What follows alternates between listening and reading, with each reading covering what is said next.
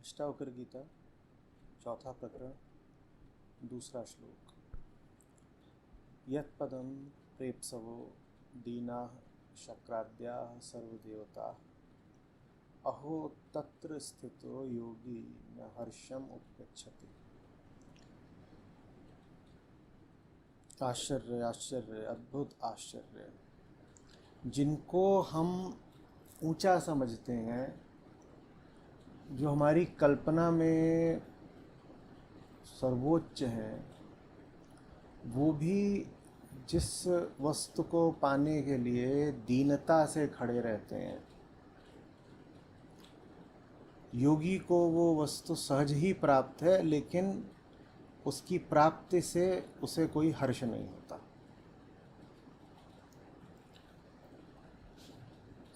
सब देवता, इंद्र, उनसे नीचे के देवता, उनकी चर्चा हो रही है इस श्लोक में। वो कौन है? वो हमारे द्वारा निर्मित आदर्श हैं, ऊंचाइयों के, शक्ति के, ऐश्वर्य के, वैभव के, ज्ञान के, सिद्धियों के।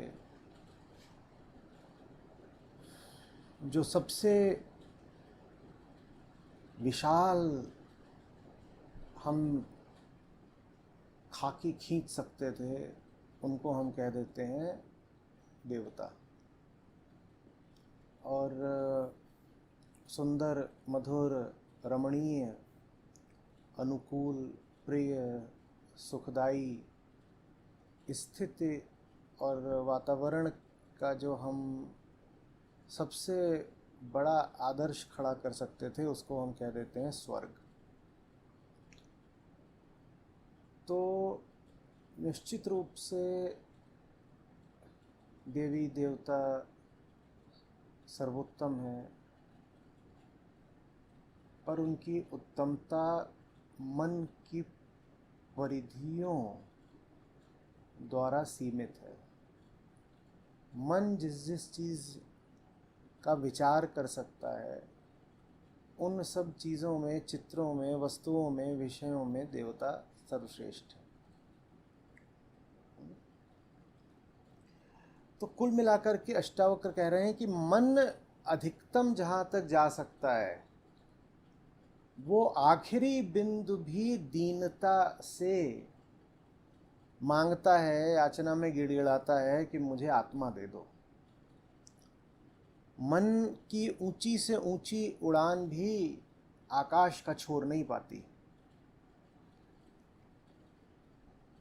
तो अष्टावक्र कह रहे हैं कि सब देवता, पहली बात तो मनुष्य नहीं, गंधर्व नहीं, यक्ष नहीं, किन्नर नहीं, सीधे देवता, सबसे ऊपर के। और देवताओं में भी सीधे किसका नाम लिया है? इंद्र का। कह रहे हैं इंद्र सबसे ऊंचे देवता, और देवताओं में भी सबसे ऊंचे इंद्र देवता। तो कह रहे हैं इंद्र वगैरह भी जिस पद को पाने के लिए दीन होकर खड़े रहते हैं, अहो तत्र स्थितो योगी, योगी वहीं जाके बैठा हुआ है। इंद्र जहाँ जाने के लिए कह रहे हैं कृपया मदद करें, प्रार्थी हूँ, विनती सुने, वहाँ पर योगी सहज ही विराजा हुआ है। और वहाँ बैठने के बाद पहली बात तो वहाँ पहुँचा हुआ है सहज ही, जहाँ इंद्र भी नहीं पहुँच पाते।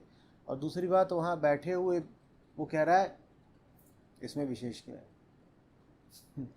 अहो तत्र स्थितो योगी न हर्षम उपगच्छति। कोई हर्ष नहीं हो रहा उसको, क्योंकि हर्ष भी होना तभी संभव है जब भी आपने भी अहंकार की सीमाओं का उल्लंघन न किया हो। सब हर्ष विषाद वगैरह किसको होते हैं? अहंकार को ही होते हैं। तो योगी आत्मा में सहज विराजा हुआ है, न उसको बड़ी प्रसन्नता हो रही है कि देखो मैंने क्या पा लिया, क्या पा लिया। प्रसन्नता आध्यात्मिक उन्नति हो जाए और उसका आपको बड़ा हर्ष होने लगे, ये ओछेपन की निशानी है। आपको कोई आध्यात्मिक उपलब्धि भी हो गई और आप उसको लेकर बड़े गौरवान्वित हो गए, और बहुत लोग तो ढिंढोरा ही पीटने लग जाते हैं, मुझे ये मिल गया, मुझे। कुछ छोटे मोटे उनको आध्यात्मिक अनुभव हो जाते हैं। आप ध्यान में बैठिए तो होते हैं बहुत तरह के अनुभव, निश्चित रूप से होते हैं। भीतर एक शांति से होती है, किसी को कुछ पक्षी की आवाज़ आ गई, किसी को कुछ ऐसा लगा जैसे सन्नाटे में कोई हल्की सी कंपन की ध्वनि सुनाई दे रही है, किसी को कोई प्रकाश दिखाई दे गया, किसी को मंदिर की घंटियों का स्वर आ गया, किसी को कुछ हो गया, किसी को कुछ हो गया। लोग इसी को लेकर के बड़े उत्साहित, बड़े उत्तेजित हो जाते, कहते हमें ऐसा हुआ, हमें ऐसा हुआ। हम नहीं इनकार कर रहे कि ऐसा नहीं होता, बिल्कुल होता है। ध्यान में इस तरह के अनुभव हो जाते हैं। जब अहंकार टूटने लगता है तो अनुभव भी नए तरह के होने लगते हैं, क्योंकि अहंकार ही अनुभोक्ता होता है। जब अनुभोक्ता नया होगा थोड़ा तो अनुभव भी कुछ नए होने लग जाते हैं, तो हम उससे इनकार नहीं कर रहे, होते हैं उस तरह के अनुभव, लेकिन वो बहुत छोटी बात है। और ये ओछेपन की, छोटेपन की निशानी है कि आपको कोई आध्यात्मिक अनुभव हो और आप उस पर कूद फांद करने लग जाएं और उसका तमाशा बनाएं, अपने मुँह मियाँ मिट्ठू बने, बोले मेरा ऐसा हुआ, तेरा कैसा हुआ। और उससे थोड़ा आगे वो लोग आते हैं जो फिर अपने बारे में प्रचारित करते हैं कि हम तो साहब मुक्त पुरुष हैं, हमें तो मोक्ष हो गया, निर्वाण हो गया। वो भी ओछेपन की निशानी है, क्योंकि मुक्ति बड़ी बात अगर अभी लग रही है आपको तो भूलिए नहीं कि आप कौन है। वेदांत यही तो पकड़ लेता है ना गला आपका। मुक्ति अगर आपको अभी बड़ी बात लग रही है तो आप कौन है? मुक्ति किसके लिए बड़ी बात है? मुक्त के लिए या अहम के लिए? अगर अभी आपको मुक्ति इतनी बड़ी बात लग रही है कि उसको लेकर के आप अपने सर पे पगड़ी बांधने को तैयार हैं कि मैं बड़ा आदमी हूँ, देखो मुझे मुक्ति मिली इत्यादि। अगर मुक्ति आपको ही बड़ी बात लग रही है तो आप मुक्त तो हुए ही नहीं। जो मुक्त नहीं है उसको ही मुक्ति लगता है कि कौन सी अबूझ और बड़े दूर की बात है। मुक्त तो मुक्ति पे आके बैठ गया है, उसके लिए मुक्ति सहज है, निर्विशेष है, ना ठीक है। उसके चाल चलन में, आचरण में, बोल बर्ताव में आपको ऐसा कुछ भी नहीं मिलेगा जिसमें आपको लक्षण दिखाई पड़े मुक्त पुरुष के। और जो अभी मुक्त नहीं हुआ है वो हजार तरीके से प्रयास करता है अपने आप को मुक्त करने का और मुक्त प्रदर्शित करने का, दोनों बातें। उसे अपने आप को मुक्त करना भी है, जो भी उसका अंधा तरीका है, उस अंधे तरीके से वो प्रयास करता है कि मुक्ति मिले। और दूसरा वो दर्शाता है कि मैं मुक्त हूँ, और उसका जो दर्शाना है वो पागलपन जैसी हो, क्योंकि मुक्ति का तुम्हें कुछ पता तो है नहीं, तो तुम दर्शा भी क्या रहे हो। ये ऐसी सी बात है कि मुझे लाल रंग पता ही नहीं क्या होता है और मैं सबको दिखाना चाह रहा हूँ कि मैंने लाल रंग की शर्ट पहन रखी है। तुम पता नहीं क्या दिखा रहे हो, किसको दिखा रहे हो, और तुम दोनों के बीच में चल क्या रहा है।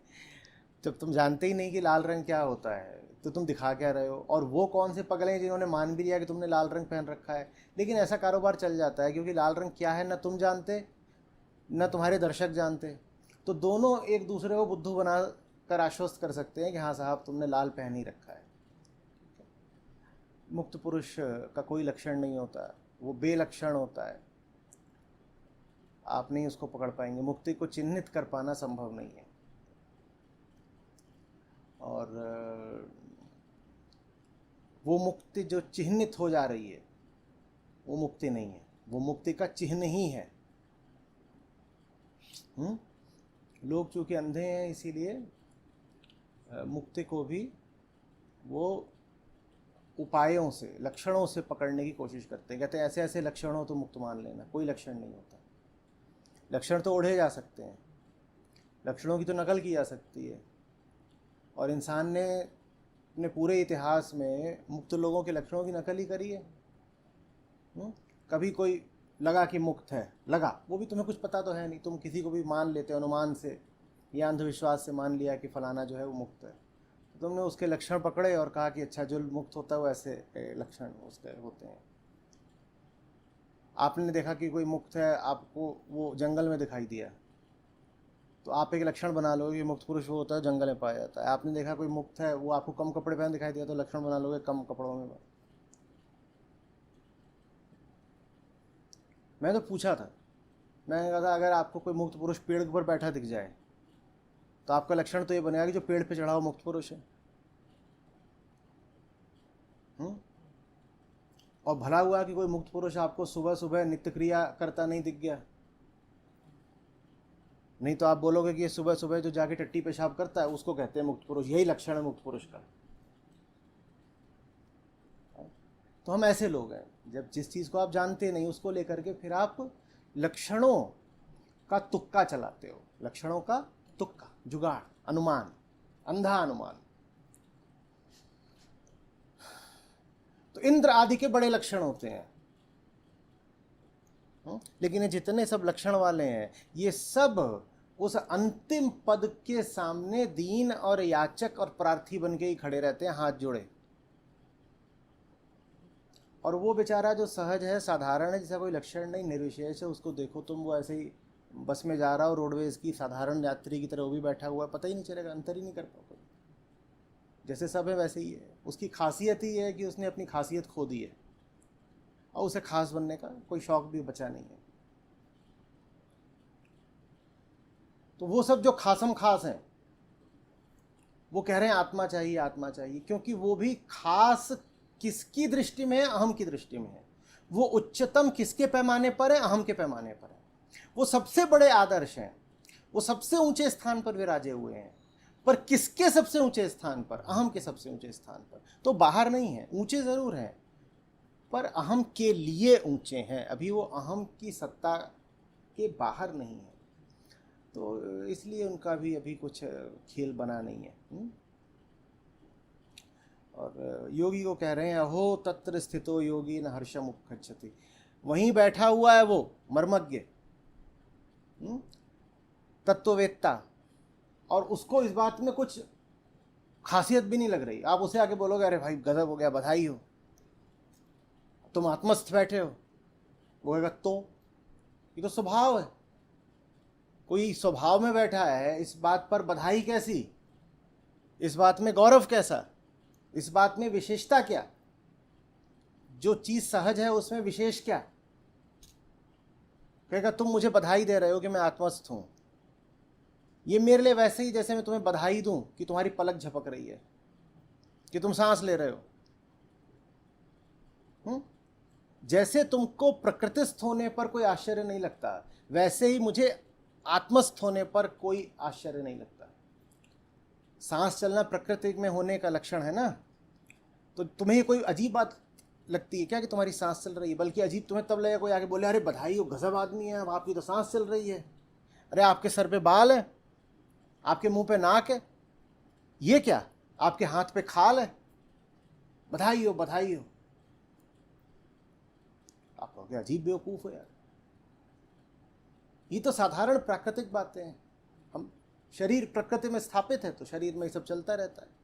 तो वैसे ही वो जो तत्वज्ञानी होता है वो कहता है जैसे तुम्हारा शरीर प्रकृति में स्थापित है वैसे ही हमारा भी शरीर प्रकृति में स्थापित है, लेकिन हमारा अहम आत्मा में स्थापित है। और शरीर के लिए सही है प्रकृति में स्थापित होना, अहम के लिए सही है आत्मा में स्थापित होना। और दोनों ही स्वभावगत बातें हैं। शरीर का स्वभाव है प्रकृति और अहम का स्वभाव है आत्मा। तो इसमें इतना बौराने की क्या बात है? काहे के लिए इतना बवाल, इतनी उत्तेजना, शोर क्यों मचा रहे हो? शांत बैठ जाओ। और तुम शोर इस बात से मचाओगे कि हम आत्मस्थ हैं, तत्वज्ञानी हैं, तो फिर हम इस बात पे शोर मचाएंगे कि तुम्हारे मुंह पे बाल है और हाथ पे खाल है। जितना तुमको बेतुका लगेगा हमारा इस बात पर उत्सव मनाना कि अरे इस आदमी के हाथ पे खाल है, उतना ही हमें बेतुका लगता है जब तुम कहते हो कि अरे ये तो मुक्त पुरुष है। क्योंकि मुक्ति क्या है?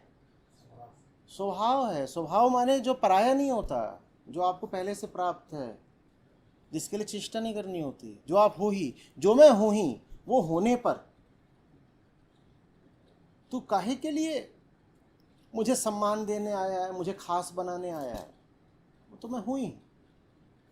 तो ये तत्वज्ञानी का लक्षण है।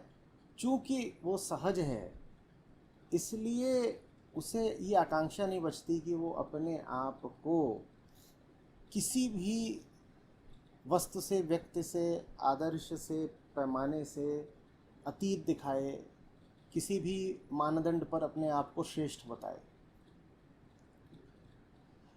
और विशेषकर उसके भीतर ये असुरक्षा नहीं रह जाती है कि उसने अगर अपने आप को श्रेष्ठ नहीं दिखाया तो गिर जाएगा। तो फिर वो प्रकृति के साथ खुलकर खेल पाता है। भूलिएगा नहीं, अभी जो पिछला ही श्लोक था, क्या था?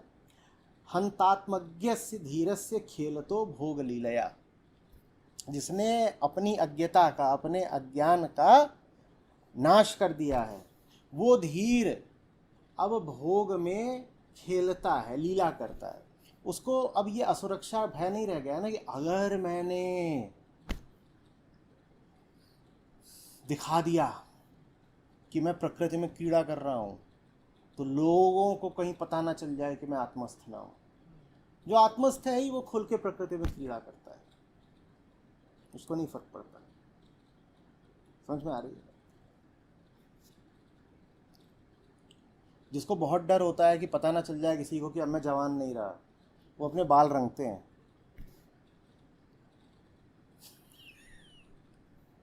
अरे किसी को पता ना लग जाए कि अब मैं जवान नहीं रहा। आप फिल्म स्टार्स को ले लो, वो बूढ़े हो जाते हैं, 80-90 साल के हो जाते हैं, तो भी पूरे काले होकर के चलते हैं, क्योंकि उनको जो मिला है संसार से मिला है। उनका मन, उनका अहम भी प्रकृति माने संसार में ही स्थापित है। तो बड़े डरे रहते हैं कि लोगों ने तो हमारा काला रंग देखा था यहाँ का, उनको अगर पता चल गया कि अब यहाँ से सफ़ेद भूरे कुछ हो गए तो हमारा तो संसार ही हमसे छिन जाएगा। आत्मा तो है ही नहीं उनके, वो तो पूरे प्रकृति वाले हैं और प्रकृति भग जाएगी उनसे, मानी दुनिया भग जाएगी। तो फिर वो अपने आप को बदल के रखते हैं। जो वास्तविक युक्त पुरुष है उसे अपने आप को बदल के रखने की ज़रूरत नहीं पड़ती। वो कहता है ठीक है, अब बाल सफ़ेद हो रहे हैं तो हो, हम दिखाएंगे थोड़ी कि हम काले हैं। खेल रहे हैं, हम दिखाएंगे थोड़ी कि हम धीर गंभीर रहते हैं। हमें क्या पड़ी है अपना कोई विशेष रूप प्रदर्शित करने की? निर्विशेष में स्थापित है। सब विशेष रूप भी होते तो प्रकृति के ही है ना। साधारण रूप हो कि विशेष रूप हो, सब रूप किसके होते हैं? हमें कोई विशेष रूप नहीं दिखाना, रूप तो रूप है। तो जो भी रूप आएगा चलेगा, सब रूप ठीक है, हमें कोई समस्या नहीं। संसार को धोखा हो जाता है। जो असली लोग रहे हैं, संसार उनसे अधिकतर वंचित ही रहा है, और संसार पड़ा है प्रदर्शनकारियों के फेर में, जो जा कर के दिखाते हैं, जताते हैं। संसार उनको बहुत मान्यता देता है। समझ में आ रही है? यही वजह है कि अष्टावक्र ऋषि की गीता बहुत प्रसिद्ध नहीं हो पाई। जो बात अष्टावक्र बोल रहे हैं वो इतनी सहज है, इतनी साधारण है कि गले से नहीं उतरती। वो इतनी सीधी बात है कि इंसान को तोड़ कर रख देती है। लोग पचा ही नहीं पाए अष्टावक्र गीता को, स्वीकार ही नहीं कर पाए। देखिए, इन दिनों मैं दोनों पर बोल रहा हूँ समानांतर, श्री कृष्ण की भी श्रीमद् भगवद गीता पर और अष्टावक्र संहिता पर भी। और मुझे ये कहने में कोई संदेह नहीं है कि जहाँ तक शुद्धता की बात है, अष्टावक्र ऋषि का वक्तव्य कृष्ण से किसी भी सूरत में पीछे का नहीं है। कोई कहे आगे का है तो मैं फिर भी मान लूँ, कोई कहे पीछे का है तो मैं बिल्कुल नहीं मानूंगा। अभी इतना कहना पर्याप्त होगा कि अष्टावक्र और कृष्ण जो बात बोलते हैं बिल्कुल एक ही बात है। और ये और जोड़ा जाना चाहिए उसमें कि चूंकि अष्टावक्र के पास एक ज़्यादा योग्य और काबिल श्रोता थे, इसीलिए अष्टावक्र को कहीं पर भी ज़रूरत नहीं पड़ी है अपनी बात को मिश्रित करने की या अपनी बात में बहुत सारे सांसारिक सगुण प्रतीकों को डालने की। वो जस की तस खरी की खरी बात बोल पाए हैं जनक से। ये बात अष्टावक्र गीता को बहुत बहुत शुद्ध भी बनाती है, लेकिन साथ ही साधारण आदमी के लिए थोड़ी सी अग्राह्य बना देती है। साधारण आदमी को दवा के साथ, जैसे मैं कहता हूँ, शहद चाहिए होता है। अष्टावक्र कोई शहद नहीं देते, बहुत सीधी बात बोल देते हैं और एकदम सरल भाषा में बोल देते हैं। आपने अगर संस्कृत का 6 माह भी अध्ययन करा है तो अष्टावक्र की भाषा आपको समझ में आ जाएगी। समझ में आ रही? तो जो लोग मानसिक कृतियों के ही फेर में पड़े रहते हैं, अष्टावक्र उनसे कह रहे हैं, अरे तू मन को कितना भी ऊंचा से ऊंचा चढ़ा ले, वहां चढ़ करके भी तू याचक ही रहेगा। शब्द है यहां पर यत पदम प्रेप्सवो दीनाह। शक्राद्या, दीन है अभी भी, तू वहां भी चढ़ जाएगा तो भी दीन ही रहेगा। दीन माने क्या था? गरीब, दरिद्र, याचक, हीन, जो हीन सो दीन। इस दुनिया की तू कोई भी ऊंचाइयां हासिल कर ले, या कल्पना में तू बड़े से बड़े आदर्श खड़ा कर ले, तू तब भी दीन ही रहेगा। और जिनको तुमने अपना आदर्श बनाया है, भले वो ऊंचे से ऊंचे व्यक्ति हों, सेठ हों, धनपति हों, राजनेता हों, चाहे तुम्हारे देवी देवता हों, वो सब के सब हैं अभी भिखारी ही। वो सब के सब हाथ जोड़े खड़े हैं, क्योंकि उनको भी अभी वो नहीं मिला जो मन से बाहर का है। तो धर्म के नाम पर क्यों मन द्वारा निर्मित चित्रों की उपासना करना? क्यों मानसिक किस्से कहानियों में उलझना? सीधे मन के पार जाओ ना। ये अष्टावक्र का संदेश है। जब वो कह रहे हैं तुम्हारे सब जो देवता हैं, शक्राद्याः सर्व देवताः, तुम्हारे सारे देवता भी दीन बन के खड़े हैं, क्योंकि आत्मा तक अभी वो भी नहीं पहुंचे। तो अष्टावक्र आपको यही कह रहे हैं कि अरे जो देवता खुद अभी दीन बन के खड़े हुए हैं, उनको आदर्श बनाकर तुम्हें क्या लाभ मिलेगा? तुम सीधे ही आत्मा तक पहुंचो ना। वैदिक धर्म देवी देवताओं के बारे में बहुत बाद में है, सबसे प्रथम वो आत्मा की प्राप्ति के बारे में है, सत्य को अनावृत करने के बारे में। आत्मा की प्राप्ति माने क्या? आत्मा वो आने जो तुम हो ही, उसको प्राप्त क्या करोगे? तो बस अनावृत किया जाता है, प्याज के छिलके उतारे जाते हैं, माने जो अपनी सब संस्कारों की परतें होती हैं उनको उकेरा जाता है, और भीतर जो है, जो बचता है, जो शेष है, जो निर्मल है, उसको आत्मा बोलते हैं।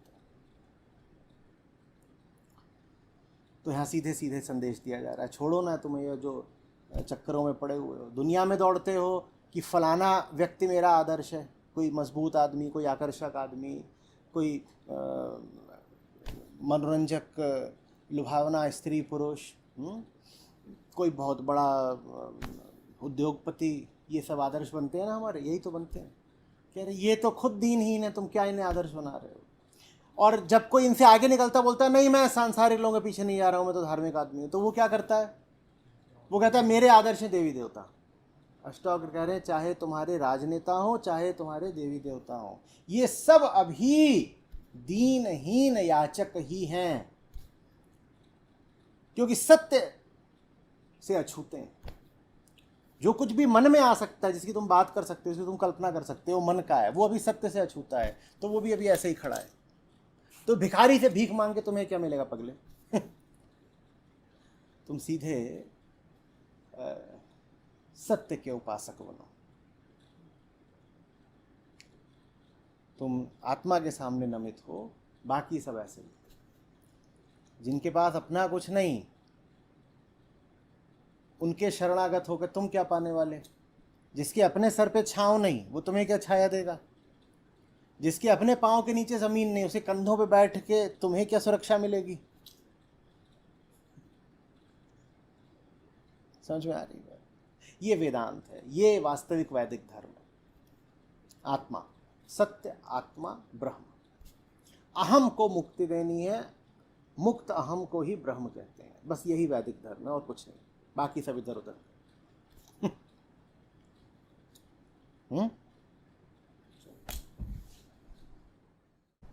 अभी जो कल्चर चल रहा है ना, रील्स में भी वही चलता है, जो दिखता ठीक है। तो श्री कृष्ण और अष्टावक्र, लेकिन अष्टावक्र दिखने में भी विकृत हाँ है। वो भी। देखो दिखने में तो हम कुछ नहीं जानते कि कौन कैसा था, बस हमने अपनी ही छवियों में किसी को कैसा और किसी को कैसा बना दिया है। तो हम ये भी नहीं कह सकते कि कौन कैसा था, कौन कैसा था। वास्तव में प्रामाणिक तो बस ये गीताएं, ये शब्द ही हैं जो पता है हमारे सामने रखे हुए हैं, बाकी तो सब बस अनुमान की बातें हैं कि कौन है। अब उनका नाम में अष्टावक्र है तो तुमने कह दिया 8 जगह से उनके शरीर में वक्रता थी। ये भी तो हो सकता है कि 8 लोगों की दृष्टि में वो मानसिक रूप से टेढ़े थे तो उनका नाम अष्टावक्र पड़ गया।